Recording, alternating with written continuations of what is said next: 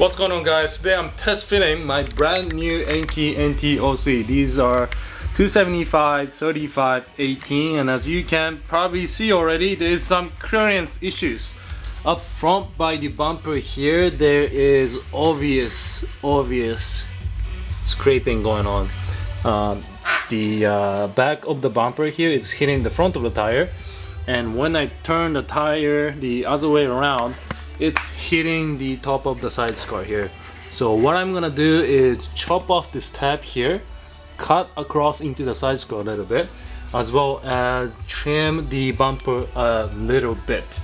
Now I already did a video on this, but I do have the Evos fender mod that I built by myself.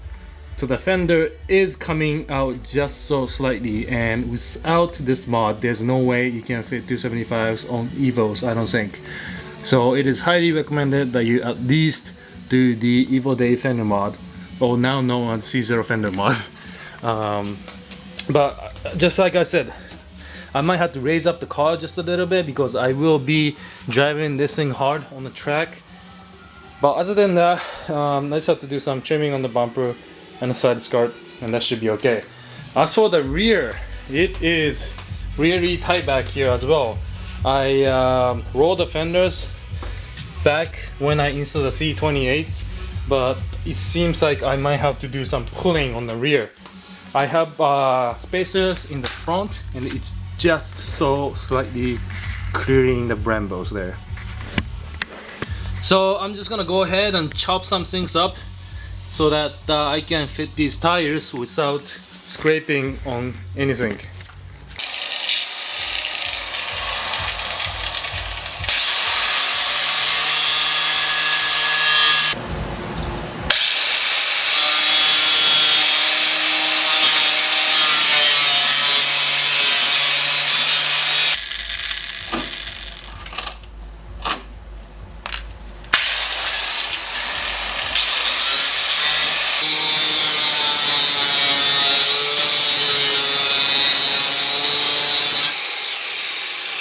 What's up, guys? Here is day 2 of fitting the 275 tires on the Evo. It has been pretty painful actually. I have been modifying the fenders and the inside of the body here. So let me just show you what I have been working on, so you get an idea of what you would be facing if you decide to go with 275 tires. So first of all, here on the inside of the fender, as you can already see, there's no fender well. I took that off a long time ago, and this piece, it's actually part of the frame, was sticking out like this. So what I did was bang this out up top here all the way to the bottom, and you can see that it's kind of opening up, which is not good, but that's okay. I might weld it if this is an issue in the future, but that should be okay for now. What I did was banged it out so that it was out of the way, and took angle grinder and just kind of evened out the surface here. So I trimmed this up a little bit and I painted it so that it doesn't start rusting or anything. You don't want to leave bare metal anywhere on the car, especially if you're cutting stuff. So this should solve the issue of my wheel rubbing on the inside. So this was when I was cutting the wheel all the way to the right, the back of the tire would come out like this and hit this back portion. So this should be okay. Now down here I had to modify the side skirt as well. You can see that the side skirt has been cut like so. It came out straight sideways before. I also chopped off the corner here of the side skirt as well. The tab that was here on the fender, which was used to mount up to the stock fender liner, which is no longer here anyways, so I removed the tab, and there was a little mounting bracket here for the stock side skirt setup to make sure it is nice and stable after installation.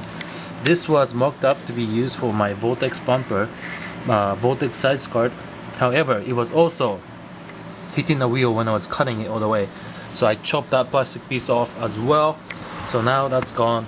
On the front here, this is where my bumper bracket attached to. It came straight down before.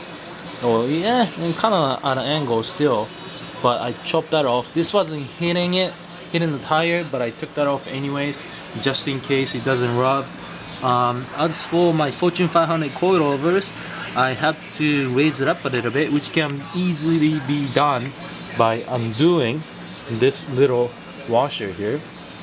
Bring that up a little bit, and then you can literally twist the top portion of it with your hand in and out to adjust the height. You do not want to touch any of these because that adjusts the compression rate of the spring. Just leave that as is. And to adjust height on the Fortune 500s, you just want to undo this piece right here and bring it up and down. Fortune 500s I'm really happy with so far with performance. It's got the Swift spring upgrade. It's been great so far, and you can see that I have stainless steel brake lines and so on. Running EBC red pads, but I'm probably going to Project Mu something more aggressive for the future. As for the bumper here, I have notched off the side.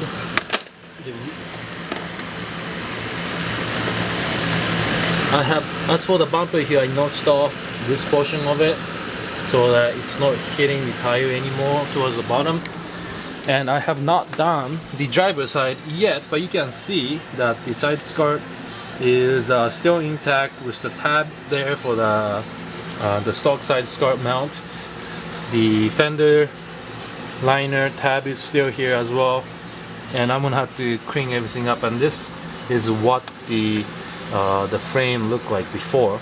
I banged that in, and I have to angle grind all this down again as I did on the passenger side, and that I hopefully will get rid of the rubbing issue on the car. For the rear, it's sitting pretty good right now, but I might have to raise up for the rear just slightly as well so that it does not rub at all no matter how I'm driving the car.